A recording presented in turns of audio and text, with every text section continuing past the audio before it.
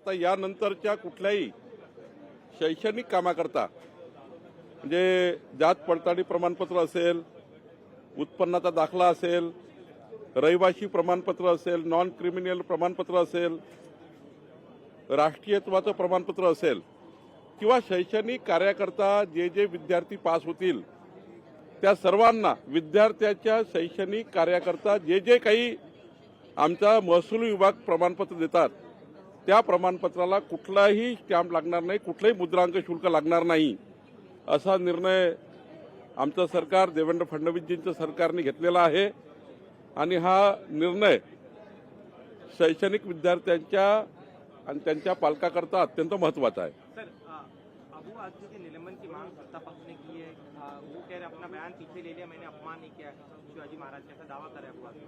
देखिए, पूरे दुनिया ने देखा, देश ने देखा, महाराष्ट्र की जनता ने देखा है, अबू आजमी ने छत्रपति संभाजी महाराज जी का और छत्रपति शिवाजी महाराज जी का अपमान किया है। अब वो मुकर रहे हैं। कल सत्ताधारी पार्टी के उनके अपोजिशन पार्टी के भी लोगों ने निंदा की है। तो मुझे लगता है कि इस प्रकार से बयान महाराष्ट्र की जनता कभी सहन नहीं करेगी और कोई पार्टी भी सहन नहीं करेंगी। हम लोग एक विचार के लोग हैं और हिंदुत्व के लिए और हिंदुत्व के खिलाफ और छत्रपति शिवाजी महाराज के और छत्रपति संभाजी महाराज के खिलाफ इस प्रकार से बात कहना ये महाराष्ट्र सहन नहीं करेगा। मुंह तोड़ रास्ते पे भी जवाब देंगे, जनता भी उनको जवाब देगी और हाउस में भी हम लोग डिमांड करेंगे कि अबू आजमी का निलंबन होना चाहिए।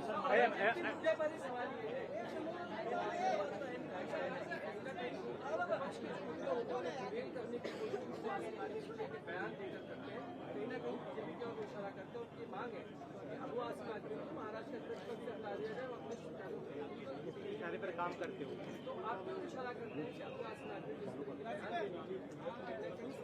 उनको बीजेपी का लाडला कठपुतली, बीजेपी के कठपुतली बोल रहे हैं, एमआईएम कर रही है।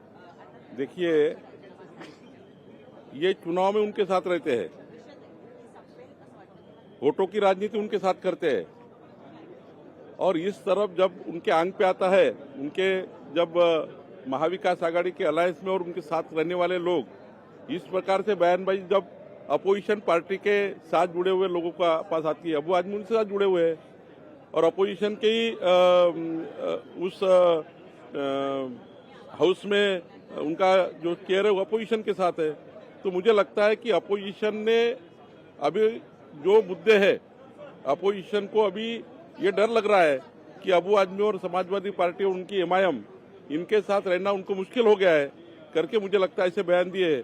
हमें कोई जरूरत ही नहीं है, हमारे पास 52% वोट लेकर हम महाराष्ट्र में आए हैं, हमें कोई एमआईएम को बी टीम बनाने की जरूरत नहीं है, ना किसी समाजवादी पार्टी को बनाने की जरूरत है। ये लोग ही उनका फायदा लेते हैं और ये लोग ही उनको छोड़ देते हैं। औरंगजेबाच्या वक्तव्यावर आंदोलन करण्याऐवजी आता थेट भाजपवरती निशाणा साधलाय। त्यांचं म्हणणे सपा ही बी टीम आहे भाजपची, कितपत आंदोलन मात्र कुठे औरंगजेबाविरोधात करताना पाहिलं। हिंदुत्वाचा विचार माननीय उद्धव ठाकरेजींनी सोडलाय, त्यामुळे ते आता आंदोलन करू शकत नाही।